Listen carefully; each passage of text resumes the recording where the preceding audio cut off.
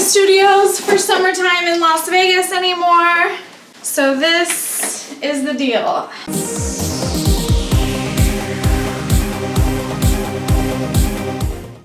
We shall see how it goes. I like that it's not too heavy. I gotta figure out how this works though. It like goes. Oh. Aha. Oh. Gosh.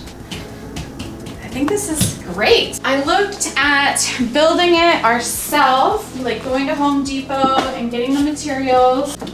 Oh, it's a good size too, because my yoga mat is not small. This is a Manduka Pro mat that I love so much. So I'm really happy that my mat covers the distance. So exciting. This, I paid about $125 before tax on Amazon. It didn't get here in 2 days, but it got here within like a week or so. Not too bad. And each piece is about 8.5 pounds, so it's not light, but I'm gonna be able to pick it up, put it away, get it back out tomorrow.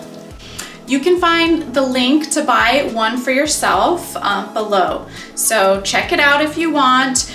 The options for building one myself started at least $60, not including smaller material items and then the time to make it. So I felt I might as well just get what's gonna get here fastest and get me back on my mat.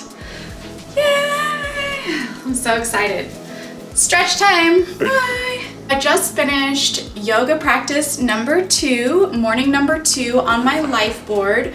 I'm really happy to be able to practice yoga on a hard surface over my carpet. It does slip a little bit, my mat, not too much, but there was some movement on the board.